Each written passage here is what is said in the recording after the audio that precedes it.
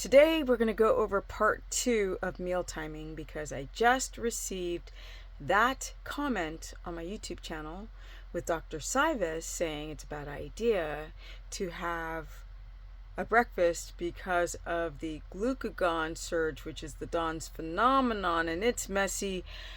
What do you do? And let's get into it.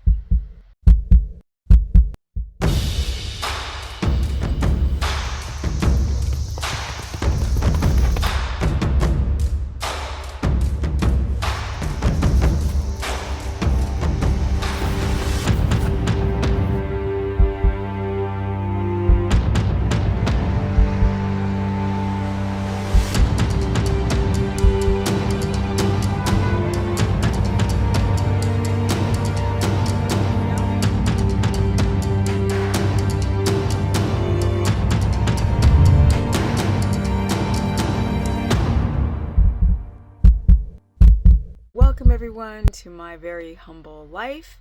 Let's get into this subject again about meal timing. Yesterday I put out a video saying you should have a breakfast, and people often do the opposite, which is to have no breakfast and a huge dinner. And a woman wrote in the comment section, I'm very confused because Dr. Sives, which he said, Dr. Sives has some good information, and I think, in my opinion, that some of his information is subjective because he's going by theory.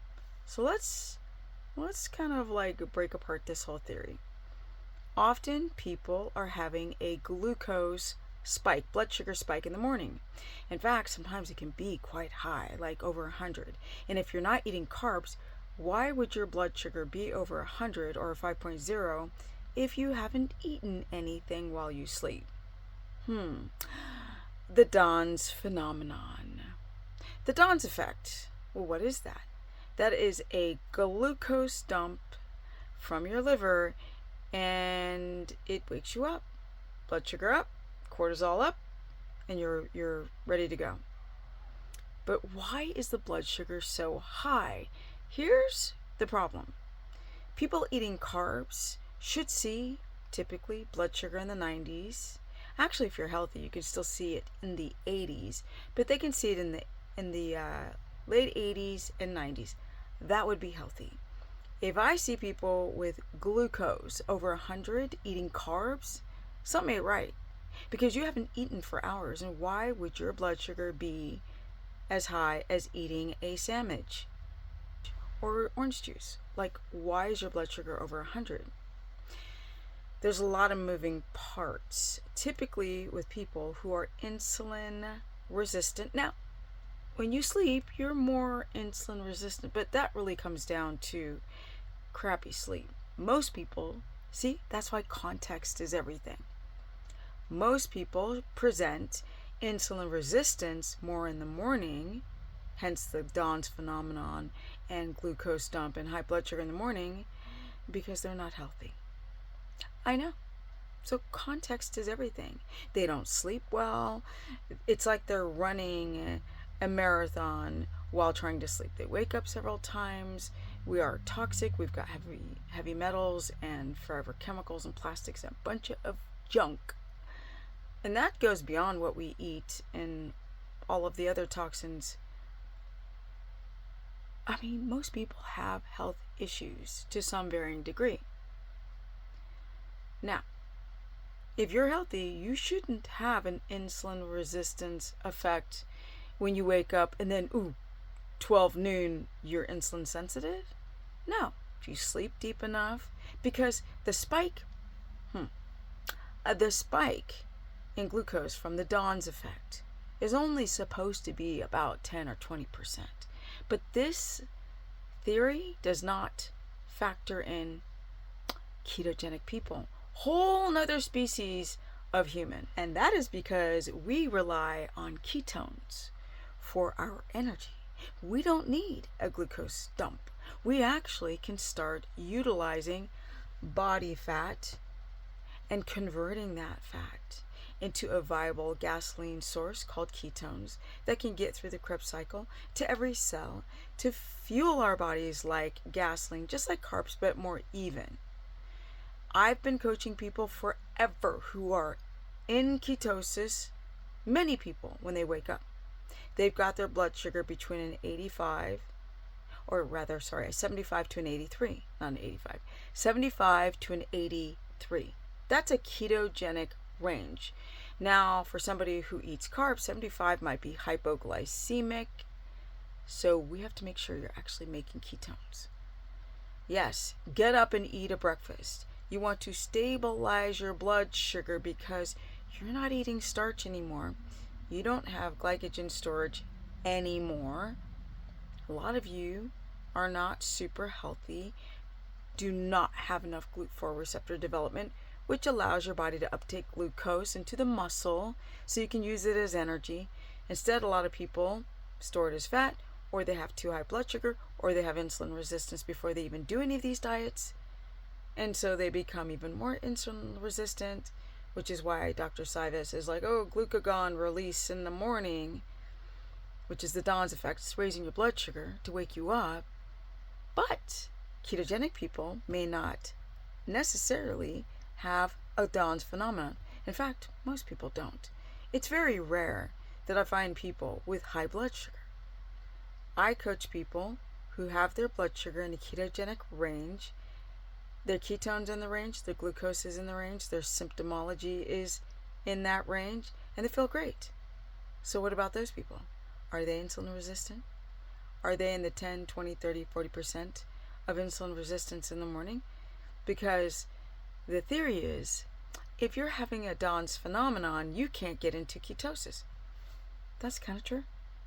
But that's because you probably aren't doing things correctly.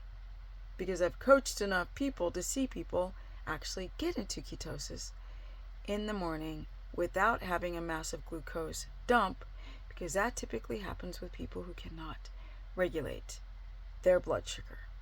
So, it still stands. Get up and eat, even if it's something small. Because a lot of you guys who fast will actually have a bigger Dawn's effect, or you are actually having thyroid issues where your ketones suck and you have chronic fatigue and your thyroid just keeps getting worse and worse and worse and more gluconeogenesis. And I don't think that's really mentioned by a lot of people. So this is part 2. Maybe I'll do part 3. Comment below. Yes, my people, eat a small breakfast. Have enough fat, because it's really fat driven, with a little bit of fatty meat, and eat again 3 hours later, and then eat a big meal in the middle of the day, and then as the evening comes, you don't need copious amounts of protein, but the fats can always be high. I know. Comment below, share this content, learn how to eat to a circadian rhythm, and I feel a part 3 coming. But I'm trying to get this one out because that comment about the Dawn's phenomenon, because I believe Dr. Sivas thinks it's not a good idea. It's a dumb thing to eat breakfast. Yet I find people with massive problems with hypoglycemia when they don't eat breakfast. They have massive blood sugar dysregulation, massive chronic fatigue, major thyroid symptoms when they do that fasting garbage. And when they eat a little bit, they balance the blood sugar and insulin and HbA1c, and their sleep improves by working with thousands of people. So when you ask, where do I get this information? It's not anecdotal, and it's not from a subjective study. It's from people that I've worked with over the years. Yes. Comment below, share this content. My Instagram is Stephanie Ketogenic, Facebook fan page is Stephanie the Business Person. If you need help doing this stuff, because I've been doing it so long and I've learned so much from you guys, book a consultation, and I'm pretty damn confident we can square it up and fix this. Sort of people become confused on what to do with the whole eat priming and eat a bunch of fat without contextualizing histamine, or if you have enough digestive equipment to break down things like the gallbladder or lipase. I know, so many things to consider, but once you nail it, it's amazing. Once you get all of the information that you need to put your body in homeostasis, it's amazing. Getting into ketosis. Comment below, share this content. That's how people find me. Don't forget to subscribe. You know what they say? Oh, there's X amount of people who watch my video, but only 1% who subscribe. Subscribe if you feel like I'm giving you some good content to learn from, because this is not an entertainment channel. Although I'm going to start doing more entertainment. I'm going to do more Steph talks and Steph story time and more lifestyle videos, because just talking about the body all the time gets a little boring for me. I need more. Yeah. My Instagram is Stephanie Ketogenic. My Facebook fan page is Stephanie the Business Person. I run a course where I cover all 3 diets, because a lot of people are like, how do I do low carb, high fat? Or how do I do carnivore to get the inflammation down? Or how do I get into ketosis? I know. And I'm out. Peace. Energy at 57, going on 58. And I'm out, because now I gotta edit this. Oh, you're gonna see the house soon. Been working on it for over a year.